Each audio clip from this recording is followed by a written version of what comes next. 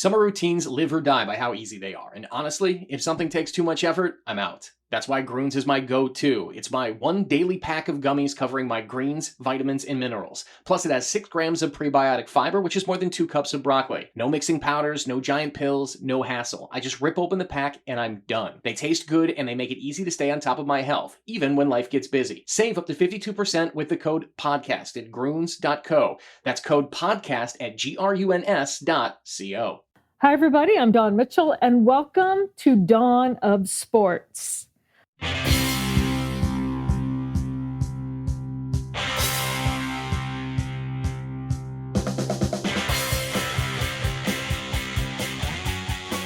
Hopefully today will be an inspiring show for anyone who feels like they need a change, want to change. We know it can be scary, but change can also be inspiring and freeing. So coming up, we're going to talk to a very strong, smart woman who made a tough career change, but is still around the world of sports and so much more. My dear friend, Tracy Perlman.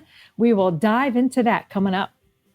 Looking forward to this. I saw Tracy at a recent Aurora game. I'm really interested. Well, I know where she ended up. I'm really interested in our listeners finding out where she ended up and how she changed her career. This is Dawn of Sports. We're coming to you from the Aquarius Home Services Studios. Best way to listen to this show or any show at TalkNorth.com. Please subscribe to your favorite podcast app. You should know the lineup by now. Dawn Mitchell, Mark Rosen, Michael Russo, John Krasinski, Alec Lewis, Jeff Diamond, et cetera, et cetera. The list goes on and on. We have great people. Check out the podcast. We do appreciate it. Also check out Chin Music with Roy Smalley and Lavelle E. Neal III. Thanks to our many sponsors, including Natrium, Natrium.com, Minnesota Masonic Charities, and Lexus of Wayzata and Maplewood. Back to Dawn. All right. Well, thank you. So without further ado, if you haven't listened to this podcast before, then perhaps you haven't met her. But if you are a friend of the show, as they say, Tracy Perlman, formerly of WCCO, where she was an executive producer for news as well as sports, is now, and I'm so proud to say this out loud, Director of Communications and Marketing at Xcel Energy Center, soon to be Grand Casino Arena and St. Paul River Center. That can't all fit on one card right now, Tracy. So I'm hoping the new business cards come out soon. How are you? I'm good. I don't have a business card yet. I'm doing the digital thing right now. So you just keep scrolling and scrolling. I was going to say, do people even do business cards anymore? I'm not even sure. I don't, people have handed me theirs, but I tend to just exchange emails or give them a quick follow so I can send a DM later on. But yeah, it's a very long title, but one I'm really, really proud of. So I'm excited to talk to you guys about it and share a little bit about my world here in St. Paul now. Oh, I'm so excited too. And, I started the show by saying, whether you're a man or woman, it doesn't matter. Even if you're younger, change is so hard. And it's so scary, especially when you're leaving something that you've only known and that you love in terms of television. And what was that process like for you when you started thinking, I think I'm going to make a change? When does it kind of like, what do they say? Your hackles get up like, but I can't. TV is my home, I mean, that's so hard to make that. Yes. What do I do? Yeah. And I think with so many jobs, the scary thing is that it becomes so much of your identity. And so, for so many people in my world, it was Tracy, she works at CCO. I was there 16 years. I worked in Kansas City before that for almost 2. And I'd always wanted to be in TV. That was always something that I had aspired to be. Was not necessarily on air, but I wanted to work in sports. I wanted to work in journalism. I wanted to share information with people and ask questions and also have access to parts of the city and places that not everybody gets to go and share that with everyone. So really for me, I would say during the pandemic, so much changed for everybody, right? And the way we were doing news changed, the way we lived our lives changed.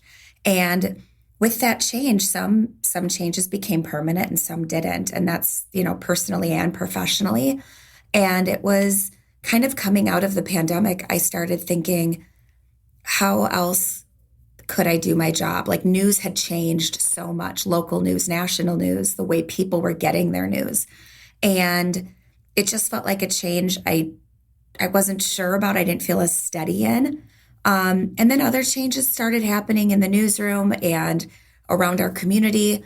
And eventually it just sort of became, what else is out there? What else could I do? And that little scratch, the little itch started to itch more. And then suddenly I was scratching it and really scratching it. And then I was like, okay, I think I have to start looking. And a friend knew that I was starting to poke around and look at different opportunities and recommended this job when it became open. And it was perfect for me. It was communications, it was sports, it was entertainment. It was St. Paul. I'm a St. Paul girl. I grew up in Mendota Heights. One of my first jobs was actually at the XL Energy Center. I was an usher and a ticket taker. Yeah. Wow. So the world works in weird ways. I was also an intern at CCO. So I'm joking. I'm only taking jobs that I've previously had at this point. So if you know of any Champ sports bars that are open and looking for a hostess or waitress, that'll be my next career. They're making a comeback. They are. I know. You know what? The fries and seasoned sour cream are just A+, and I will live on that hill. But it just, everything really clicked together, but it was still really scary. Like, am I really doing this? Am I really applying for this job? Am I really thinking I could leave news? Am I going to go? Is it going to happen? And it did. And I was in disbelief that I had done it until the day I started here. Wow. That I walked in and was like, okay, I'm here. And it's been so much fun. It's been such a cool job. It's been so great to be a part of the name change for the arena. As you said, we're going from XL Energy Center to Grand Casino Arena, which has been really exciting to be a part of that. The St. Paul River Center, the convention center, we also manage for the city, being a part of all their big events. We're doing a rebrand. We touch Roy Wilkins Auditorium as well. They haven't had as many events, but, where I'm involved with that too. And so it's really fun. And I started after the Wild season was done, but the Frost were still going. So I got to help promote Frost games. We do some stuff with the Wild too. So I still get to do sports. I still get to bring people entertainment and information. And I'm so happy here, really so happy. Oh, it was almost like carbon crafted for you, And how many times did you naysay in the back of your mind? They always say, and no offense, Jim and Alex on our show, they always say guys will apply for a job even if they fit one or two of the criteria. And women, I don't know if I should. I only have 10 out of the 12. Yeah. How did you get over that? It's so true. And I've heard that same stat, and I had to say it to myself all the time. Men apply for jobs they aspire to. Women apply for jobs that they qualify for. Uh-huh. And I had to remind myself that part of the reason I was leaving news was I wanted to find new opportunities. I wanted to find a new way to tell stories, a new way to connect with people, a new way to present information in a way that felt authentic to me, in a fun way, in a vibrant way, and on a big scale. And so this job, it was kind of vague in the description, what is a communications and marketing director? And you're doing an arena and kind of a hockey team sometimes, and you're doing trade shows and galas at the River Center. It was just this big encompassing job, and I didn't really know what it all meant. There was also a sales aspect to it when it comes to marketing. You're buying and selling ads, you're working with promoters. So there was a whole bunch of things that I didn't necessarily know. I knew I could learn, and I knew I would be taught, but I also knew that I brought a lot to the table. And so I leaned into that, and I leaned into, these were people I had worked with on the TV side, but instead of receiving their emails and their pitches, I would just be sending them out. So I like to think that I'm also teaching my team a lot. I've got 5 people that report to me. And we spend a lot of time talking about developing storylines when we're pitching. What are the visuals going to be? What's the hook going to be for the public? Why is this interesting? So it's the same conversations that are happening in a newsroom, but, for an arena instead. And I want to talk to the listeners out there that are saying, well, I don't really even know what a news producer does. What does a producer do, right? They get confused. A movie producer is totally different than what news producers do. Where in the movies, producers come up with the cash, they come up with that. Yeah. So just a glimpse behind the scenes. if you were watching anything on CCO, let's just go just recently when Joe Mauer went to the Hall of Fame, all of that coverage was orchestrated, organized, set up by you. I mean, you went on the road, you knew Joe, you set up all that stuff. You knocked it out of the park. Thank you. And then after that, just aside from that, not even CCO, the Diamond Awards, if anyone had noticed, moved to a brand new. We won't even say the name of the arena now because you work at a different one. Yes, but it was a smaller arena. Armory. It was the Armory. I'll say it. It was at the Armory. just joking, but you brought that to life. Like the Diamond Awards became this extravaganza, and Thank so you. for people listening, that's what you do. You organize things, and of course you'll write the copy for it and the scripts and the whatnot. But it's not just that. As you are calling people, you're organizing, you're getting the times going, you're doing it all. I like to say that the orchestra leader, but you also event write the planner. music. Yeah. You're doing all that. You're writing the scripts, you're coordinating travel, you're figuring out the hotel rooms, you're setting up interviews, you're helping carry gear. We all know how important that is when you're out on the road with a photographer.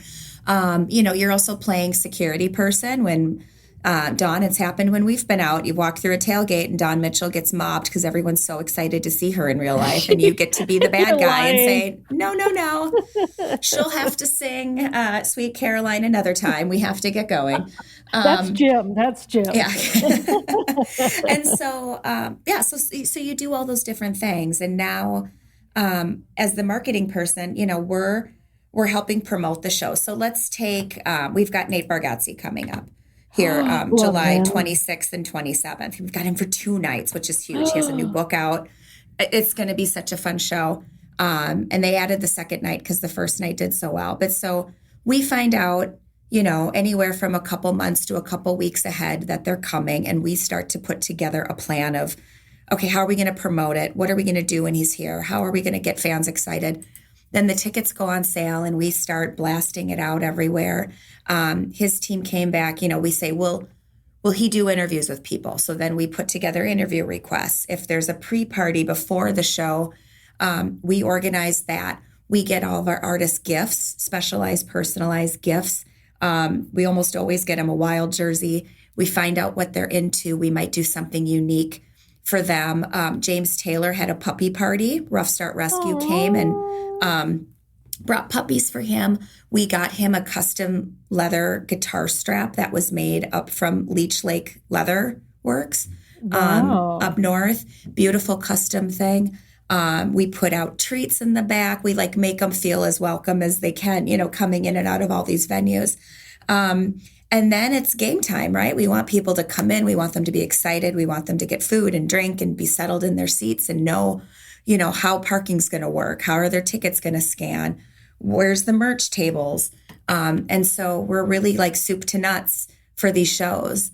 And so it's been a lot of fun. It's really been cool to see how things come together. I'm fascinated with our stagehands, how they're able to tear a stage down, get one set up, do the mic checks. We had Monster Jam this last weekend, and seeing them haul in 40 truckloads of dirt was insane. And then they let us climb into one of the trucks with the pit crew to experience that. So there's just really, I keep saying it's really fun. It's just been really fun.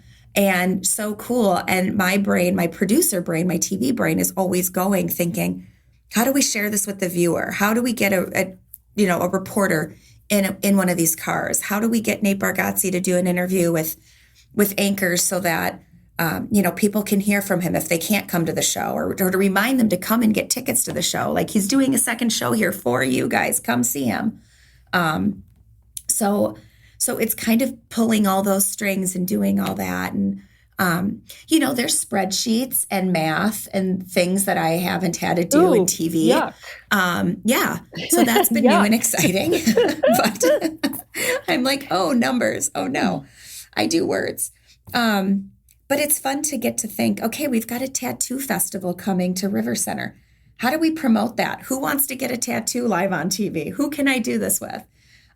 Jim, would you like a tattoo, a Star Tribune tattoo, perhaps? No, but thanks for asking. Okay. Well, you guys just let me know. I will find somebody to do that for you. Are they permanent? Are they like for real tattoos? Not it would just be like a for real. It would be a off? for real tattoo. I'd be happy to Sharpie something on you too, if you would prefer that. My art skills are okay. If you could do it on my eyelid, I think I'd do it. Challenge accepted. See, that's the other fun part of my job. I mean, right now we're talking about the World Junior Classic coming up. It's here December 26th through January 6th. And it's 10 or 11 countries coming in town, 10 countries coming here, competing. This is like, I'm trying to think. It's almost like a, it's not we a know tryout. It's a juniors are showcase. like. Yeah. Oh, yeah. Yeah. And so, but there's the hockey tryouts or the games, the competitions happening. And then you've got a fan fest and there's an event outside in Rice Park. And we're trying to figure out right now, like the planning starts months ahead of time. Right. And what does the fan engagement look like? How do we get people involved? How do we get people excited? What do people expect from us, with the event, as part of the host committee or the host venue. So it's been a fun practice and to flip my brain, from receiving that information to now putting it out and doing it. Because Dawn, how many times have you gotten a pitch to something and you're like, yeah, that's cool, but it would be so much cooler if I could do this, that, or the other thing. And now I get to be like, guys, you know what we should do? Let's do a zip line. And they're like, I'm sorry, what? I'm like, it could be cool. It could be cool. Like, get someone to sign off on it. But see, if people, I know you in real life, you even are producing in real life. Like if you're going to a party, like, oh, they really should have put that over there when you walk in to make this more friendly, and then something up over there. You have to shut it off, right? You're like, okay, I'm producing the party. I gotta. I'm the worst, but I'm a good organizer. So if you want a fun weekend somewhere, invite me. We'll have dinner reservations. We'll have tickets. We'll have ride coordination, pickup, drop off. Yeah, my brain's always working that way, juggling so many different plates. Let me step in and take care of the business. More with Tracy Perlman and Dawn Mitchell and our producer, Alex Haugen, here in a second. Dawn always kind of laughs at my enthusiasm for promoting Natrium. I just want to say I never thought I would be the kind of person who used this type of product. Not that I ever had anything against that idea or the industry or the ingredients. I just didn't think it wasn't something I ever thought about. You just didn't fall in love yet. I hadn't fallen in love with it yet. I hadn't tried it yet. And now you have that loving glow every time you talk about this. Well, the loving glow. Because it works, and someone who is kind of high stress and has ADD and brain is always churning. When I get to a point of the day where I can take a break, it just, I like having a cocktail every now and then. I can't drink every night. It messes with my sleep. It leaves me feeling, groggy and sometimes with a headache when I wake up. It's just really nice to have stuff that is natural, that feels good, that improves my quality of life. And, what I really use, Natrium.com. By the way, I have a promo code for you. TalkNorth15 will get you 15% off your next order at Natrium, Natrium.com, Natreum. Right now I'm using their balms for muscle and joint soreness. I also like they have quick fix stuff that'll help you through it. Like if you have a stressful situation coming up, they have oil for gut health. And they also have stuff that's just fun and that tastes good. So I would go to Natrium.com, check out what they have. Use the promo code TalkNorth15 to order whatever you like, or go to the St. Louis Park store, check things out, talk to an expert, find out exactly what works for you. I just highly recommend it. Makes your life better. How many products can you say that about? It just makes your life better. We also want to tell you about another great Minnesota company, Minnesota Masonic Charities. When people think of the Freemasons, they often think of secret handshakes and unusual hats, and of course, the pancake breakfast. Minnesota Masonic Charities would prefer that you think about the work that they do right here in our community. Places like the Masonic Cancer Center at the University of Minnesota, or the Masonic Children's Hospital and the Masonic Home in Bloomington. They are just a few examples of the important work that the Freemasons support here in Minnesota. As part of the largest fraternal organization in the world, Masons have consistently answered the call when it comes to charitable needs. I am happy that Minnesota Masonic Charities has chosen Minnesota Bound and this podcast as a place to help spread the word. We look forward to learning so much more about their many programs here in the weeks to come. And here's Talk North Star John Krasinski for Lexus of Wayzata and Maplewood. Back to Dawn. All right. Well, Tracy, for people who were beginning to listen at the beginning of this and we're like, okay, let's talk a little bit more about the scariness of this change. What advice would you give, first of all, to the women out there that are thinking, A, I'm not qualified enough, and B, just in general to, there's young men out there that are like, I don't know, I just bought a condo, I don't know if I want to risk it and try something different. What advice do you have?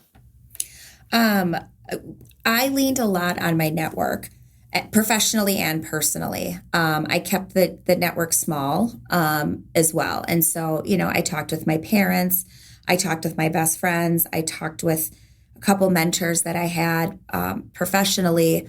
And I also talked to people that were in this business and in this world that I'm in right now with sports and marketing.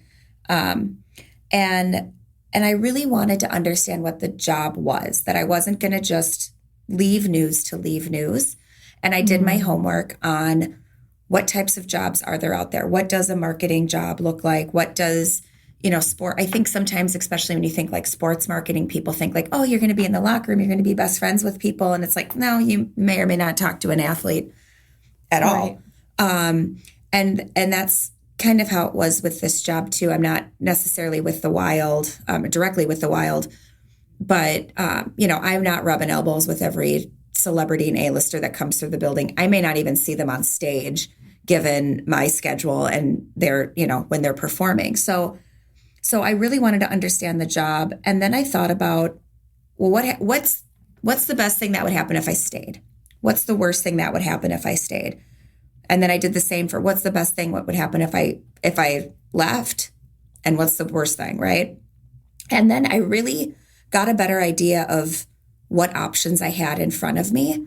And I'm a list person. I like to know all my options before I make a decision. And so that gave me peace of mind moving forward. And I've had a couple friends have the same conversation with me, like, I don't know if I want to leave. I don't know if I'm ready to leave. For me, I'm not married. And, I have a house, I have my dog, I've got bills and responsibilities. And if something goes awry and I'm not getting paid, I'm the only one who can pay my bills. I didn't have a safety net or a partner to help, kind of fill that gap. So I was very scared about what it meant. And I needed to make sure that I was making the right move for the right reason. And once I felt secure in that, it just became looking for jobs. And as I was looking, like we said, I was looking for jobs that I could aspire to. They were things I knew I could do. They were areas I knew I could handle. But I wanted to make sure that there was also going to be a growth opportunity for me, because I did feel like at a point in news, I wasn't learning anymore. I wasn't trying anything new. I was kind of using the same tricks and the same formula for most of my day, whether it was breaking news or a special project. And so I wanted something that was going to challenge me. And I was looking for those opportunities. And then again, with the professional network, it was talking to people. What skills do you see I have that I may not realize? I knew I was good at communicating, but I didn't realize how much other people valued that in me, or my organizational skills of being able to put together a timeline, send out a project, have it be clear with the instructions. I just assumed because it was easy for me, it's easy for everybody. And I've really learned that that's not the case. So they helped me see what skills I had. And then it was just applying for the jobs. And jobs, I think we forget, are kind of like dating, where you can apply, but at any point, you as the candidate can also say no, and can also say, this isn't the right fit for me. And just because I applied for your job does not mean I am required to have it. And I've talked to a couple friends about that, because they're like, well, I don't know, I applied and I don't really know if I want it or not. And I'm like, well, there's only one way you're going to find out if you want this job. And if you want to work with the people that are offering you the job and work with the people who are on the team, is by going in and showing up for the interview. That's the point of an interview. Both of you have to like each other.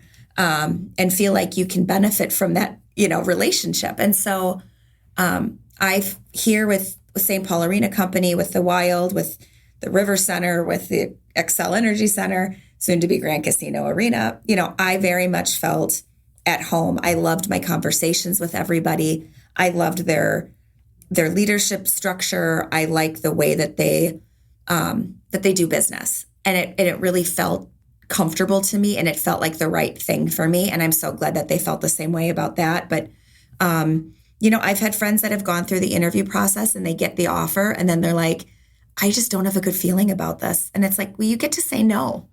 You get to say this may not be the right fit, but if something else comes up and things change, let's talk.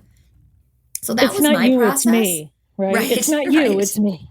Right. Like nothing's ever going to be 100% perfect with anything.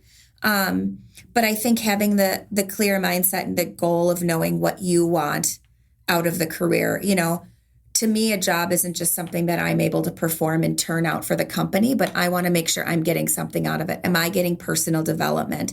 Am I feeling fulfilled with the projects? Am I enjoying the people that I'm working with and believing in the company that I'm working for? And those boxes are all checked for me. So I feel good about it. And that's, I had my non-negotiables, again, like you do in dating or like when you're buying a house, right? Like, deal breakers, what your deal breakers are. Right.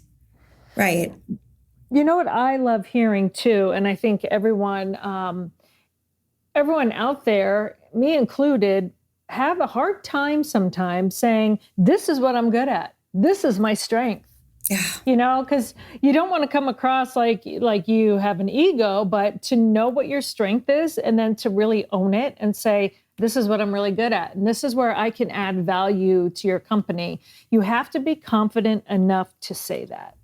Yeah. And that's where you need your friends or you need your circle, of executive board members. Sometimes people call them or, like your trust bank. But, and Dawn, you're one of those people for me when we had talked in the past about like, well, what am I good at? I know I can write news copy, but does that translate into other fields? Or as a person, I'm just a happy, jolly, cheerful person.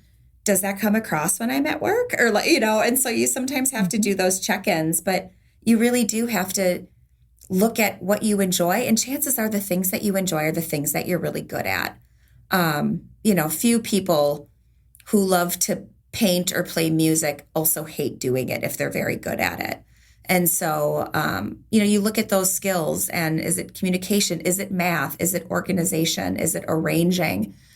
Is it conflict resolution? Like everyone has those skills. And by asking your mentors, your peers, people that you can trust, that's how you find them. And then you just have to be confident in it and presenting that to a company or to a future employer or when you're networking to say, it's scary to say like, hey, I might be looking for something new.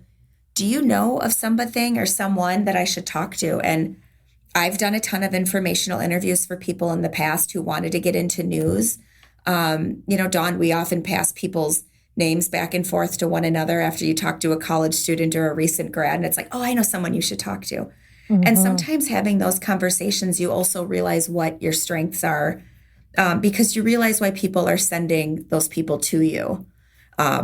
She's really good at networking. Ask her about that. She's really good at live shots. You should really talk to Dawn about that. So I think that's important to remember too, to just use your relationships and leverage your friendships and relationships that way. Well, I am so excited that you're going to be really thrown into the world of hockey since ever since I can remember, third or fourth grade, I'm a hockey lover. People might say, oh, people automatically just, assume that, oh, you're one thing, like you're Vikings, or for you, you're Twins, right? Yeah. But like my love has always been hockey growing up. I got my first television in my bedroom, I think in like fifth grade, so that I could watch the Bruins games growing up. Don't boo me when you're listening. I'm from New England. But You're allowed. my mom, You're local. I'm allowed. I loved my Bruins. But, the rule of thumb was, because there's, a lot of people in our house. I have 4 brothers. They're my parents. We had 3 dogs at one point. I could not yell when they scored a goal. My mom would say I knew it was the right thing to do because I could hear you go, yes. It's like this little girl voice up there going, yes. And my mom would be listening to it downstairs on the radio or something. That was her thing. So the fact that not only do you have World Championships coming up and you get the Wild, you're going to be totally engrossed in that. And and I know you love hockey anyway, but now that you're going to be around it, it just kind of fills my heart with joy. But it's so cool. Yeah, it is, isn't it? And we're celebrating 25 years. And I mean, like I said, when I was an usher here, my job, how weird is this? My job was to stand at the media gate and take Sid Hartman from the media gate down to catering, up to the press box, down to Jacques Lemaire's interviews. And, all these years later, here I am, right back here, and I had worked with Sid. We spent a lot of time together at the ballpark. And so it's cool. And it's, to be back in this building 25 years later is really neat. It's going to be an exciting season. And, I was here for the first game. I remember I was here for the first North Stars game too, when they came to town. And I'm really excited to be here for this next era of first with Grand Casino Arena, whether it's the first concert with Jason Aldean or our first hockey game. And we'll know the schedule soon. I think it's coming out soon. Are there any nicknames that you are allowed to call Grand Casino Arena yet? I will be calling it Grand Casino Arena. But I have heard, I've heard people and some friends call it the Grand.